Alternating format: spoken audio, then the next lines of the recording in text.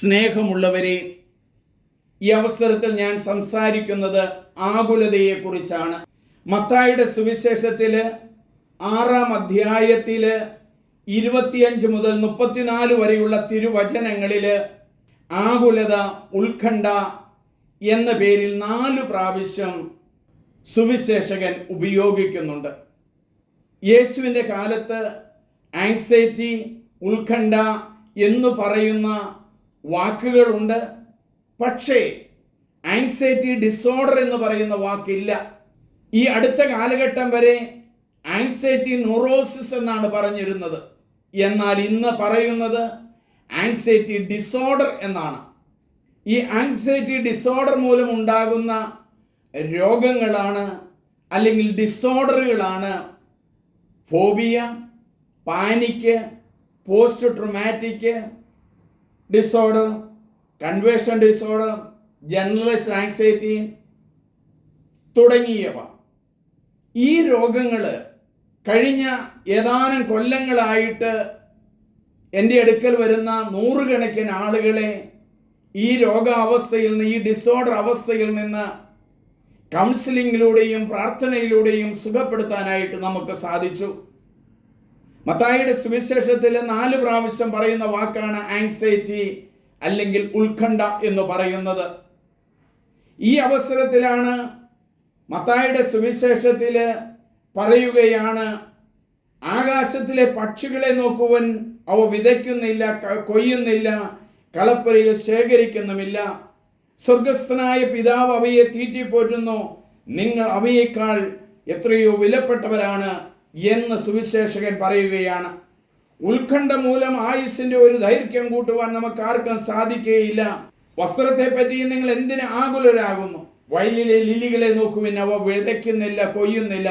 അവയെ തീറ്റിപ്പോറ്റുന്ന കർത്താവ്, അവയെ മഹത്വമണിയിക്കുന്ന കർത്താവ്, പക്ഷികളെ തീറ്റിപ്പോറ്റുന്ന കർത്താവ് നമ്മെ അതിലധികമായിട്ട് സംരക്ഷിക്കുമെന്നാണ് പറയുന്നത്. ആകുലത കൊണ്ട് ഇന്ന് വളരെയധികം രോഗങ്ങളും പ്രയാസങ്ങളും ആവിർഭവിക്കുകയാണ്. ഇന്ന് സൈക്കോളജിക്കലായിട്ടുള്ള കൗൺസിലിംഗ് ഒക്കെ ധാരാളമായിട്ട് നടക്കുന്നുണ്ട്. നല്ലത് തന്നെ, അതിൽ കുഴപ്പമൊന്നുമില്ല. നമ്മളെല്ലാവരും ആകുലരാണ്. ആദ്യം പറഞ്ഞ ഫോബിയ എന്ന് പറയുന്ന ഭയമാണ്. മനുഷ്യന് എല്ലാത്തിനെക്കുറിച്ചും ഭയമാണ്.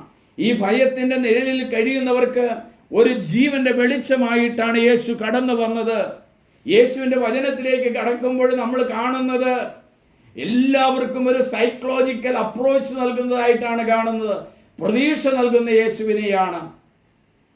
ബൈബിളിൽ മൊത്തം എടുത്താൽ 365 പ്രാവശ്യം പറയുന്ന ഒരു വാക്കാണ് ഡോണ്ട് ബി അഫ്രൈഡ്. ഭയപ്പെടേണ്ട, ഭയപ്പെടേണ്ട. ഓരോ ദിവസവും പറയുന്നതാണ് ഭയപ്പെടേണ്ട. കയ്യിലൊരു ചെറിയ വേദന വരുമ്പോഴേക്കും, നാവിലൊരു അസ്വസ്ഥത വരുമ്പോഴത്തേക്കും, എന്തെങ്കിലും തടുപ്പുകൾ ശരീരത്തിൽ ഉണ്ടാകുമ്പോഴത്തേക്കും ക്യാൻസർ ആണെന്ന് ചിന്തിച്ചുകൊണ്ട് ആകുലരായിട്ട് വളരെയധികം രോഗികളായി മാറുന്ന ഒരു ജനസമൂഹത്തിലാണ് നമ്മളൊക്കെ ജീവിക്കുന്നത്. എനിക്കറിയാവുന്ന ഒരു ചെറുപ്പക്കാരൻ, നല്ല ആരോഗ്യമുള്ളതാണ്. നെഞ്ചിലൊരു രോഗം വരുമ്പോഴത്തേക്കും, നെഞ്ചിലൊരു വേദന വരുമ്പോഴത്തേക്കും, എനിക്ക് ഹാർട്ട് അറ്റാക്ക് ആണോ, ഉടനെ ആശുപത്രിയിൽ ചെന്ന് അതിൻ്റെ എല്ലാം ചെക്കപ്പ് ചെയ്യുന്നു. ഡോക്ടർ പറയുന്നു ഒരു കുഴപ്പവുമില്ല. വീണ്ടും 2-3 മാസം കഴിയുമ്പോൾ വീണ്ടും ചെല്ലുന്നു, നെഞ്ചിൽ വേദന വന്നു, ഞാൻ ഹാർട്ട് അറ്റാക്ക് മൂലം മരിക്കുമോ? 10-25 വയസ്സ് മാത്രം പ്രായമുള്ള വ്യക്തിയാണ്. ഡോക്ടർ പല പ്രാവശ്യം പറഞ്ഞു ആ വ്യക്തിയോട് രോഗങ്ങളൊന്നുമില്ല, രോഗങ്ങളൊന്നുമില്ല എന്ന്. എന്നാൽ അദ്ദേഹത്തിന് അത് വിശ്വസിക്കാൻ സാധിക്കുകയില്ല. അതുകൊണ്ട് അദ്ദേഹം അടുത്ത ആശുപത്രി തേടുകയാണ്. തീർച്ചയായിട്ടും രോഗം വരുമ്പോൾ ആശുപത്രിയിൽ പോകണം, പരിശോധിക്കണം. വചനം പറയുന്നില്ലേ, വീണ്ടും കഴുകന്മാരെ പോലെ ചിറകടിച്ച് ഉയരും, ഓടിയാൽ തളരുകയില്ല, നടന്നാൽ ക്ഷീണിക്കുകയുമില്ല. നമുക്ക് പ്രാർത്ഥിക്കാം. ദൈവമേ, ആകുലതയുടെ വേദനയിൽ കഴിയുന്ന ഓരോരുത്തരെയും സമർപ്പിക്കുന്നു, അനുഗ്രഹിക്കണമേ. ആമേൻ. സ്നേഹമുള്ളവരെ, നിങ്ങളെല്ലാവരും ഇത് സബ്സ്ക്രൈബ് ചെയ്യണം, ഷെയർ ചെയ്യണം. എൻ്റെ പേര് സണ്ണി പുൽപ്പറമ്പിൽ CMI.